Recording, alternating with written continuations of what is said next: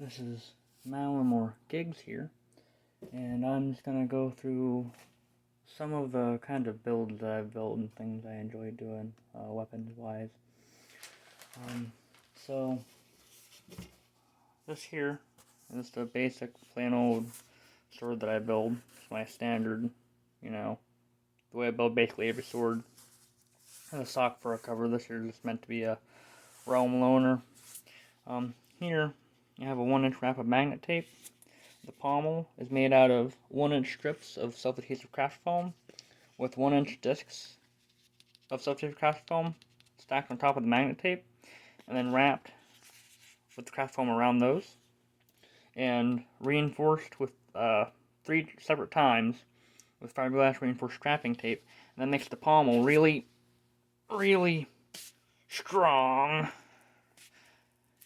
So this here you can pommel fight with all the time and it will never wear out. I do that there, like this is, I pommel fight with all my weapons. That's why I made my pommels like that.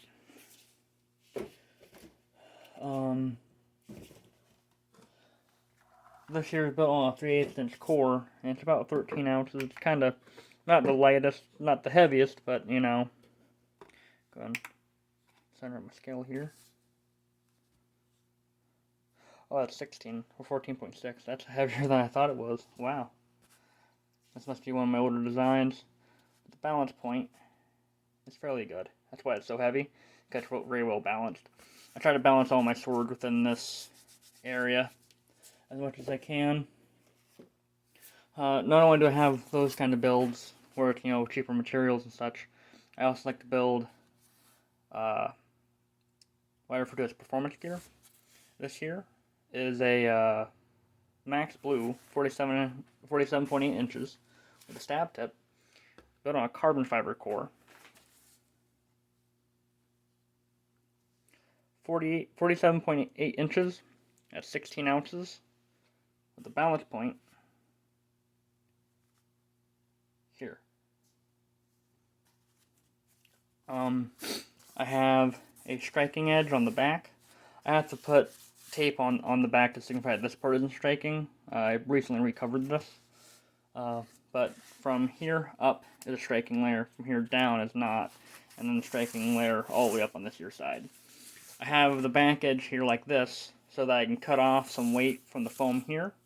But if I like throw a shot and miss on purpose or something, I have the back edge I can slot into someone's like ribs or something, or I can throw wraps still with this.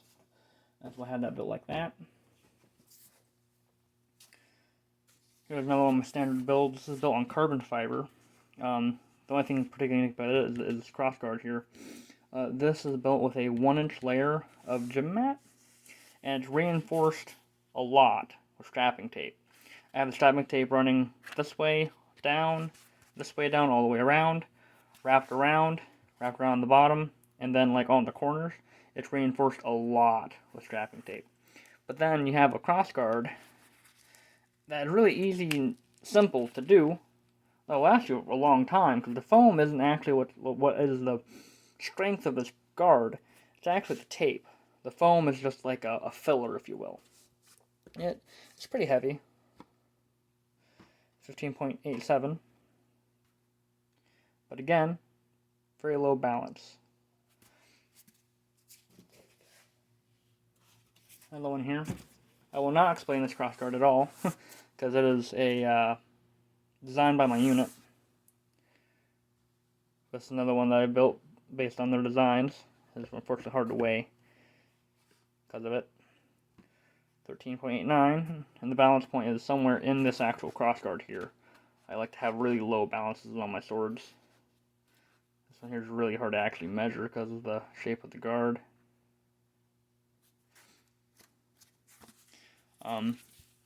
And this here sword was already built.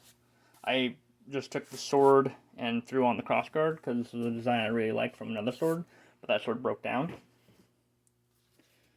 This here sword was given to me by the Bone Crows, by the leader named Kaiser. The unique thing about it is it has a leather-wrapped handle and a blue foam crossguard, but again, has the tape around it, and the tape actually acts as the strength of the guard, and the foam is just a filler. sock cover, about 24 inches or so. This one is pretty heavy. The Bone Crows really like heavy equipment, which is a unique choice and has definitely got some good advantages if you know how to use it. From there, we have a 6-foot hand spear, one hand spear that I built a while ago. The head is like just under 3 inches. It has self-adhesive craft foam for the head of it. I cut 2-inch strips of it and wrapped it around the core several times, and I put a cap of hard plastic on the end, and then I put a gym mat layer, blue foam layer, and then a 1-inch marine foam stadium seat layer on the end. Being built, and this is also reinforced several times with strapping tape on the built-up layer and everything underneath of the actual stabbing layer. The stabbing layer does have some strapping tape going up and over and down to help it stay attached. But underneath that, each layer is reinforced with strapping tape. So that makes this head really, really strong. If you look underneath, you can actually, because it's a little exposed here, I have to cover that up. You can see where some of that tape is going to the core. I can play tug-of-war with this, with someone holding the head and someone holding the pommel, and I can drag them around my camp. The core is a, I believe it's a 14mm driveway marker sold by a store in my local area called Ocean State Job Lot. It's like $2 for the core. And the green tape was the balance point, I think. I don't know if it's the current one. I had to add some more half padding to it. It's probably close still. But, yeah.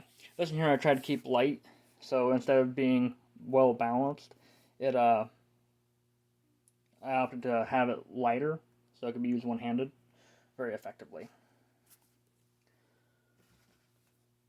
And then we get into some more unique stuff. So, I got into building axes, I think, last year. This is one of the first ones I built.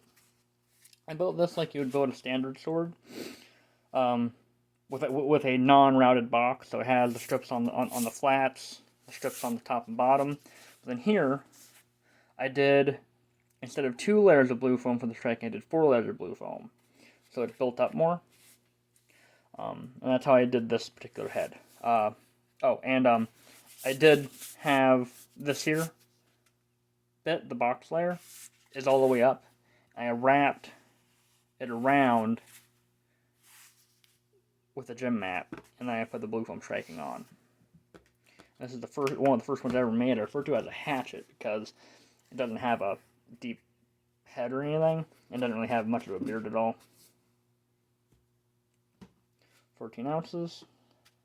This here balance is kind of high because it's an axe, but it's still relatively low, I guess.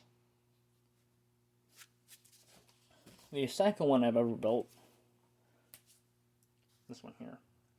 So in Dagorhir, weapons, if they're not green, don't get tested with a 2.5-inch key.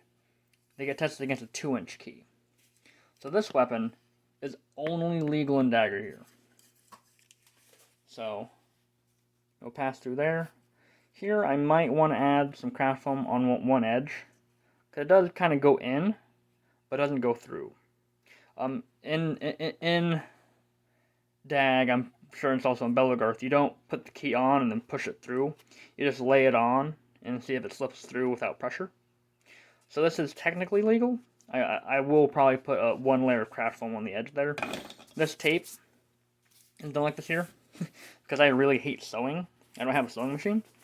So for axes, I really like building them, because sometimes you have to sew a little bit on the top, like here, I have some sewn on the top, but this cover, this is a piece of fabric wrapped around, top sewn up, sewn the corner on the inside, tacked down to the top, and I just have carpet tape on the back here that holds the actual cover on, and then cloth tape that covers it.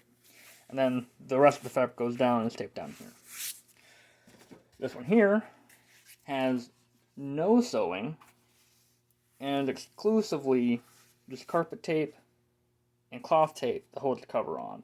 The seam is actually in here, and here, and here. But yeah, so that's why there's all this tape up here, and the tape here is also to like help accent the beard a little bit, accentuate. I mean, but yeah. This is the second one I ever built. Built the same way as I built the first one, where it has the box layer wrapped around.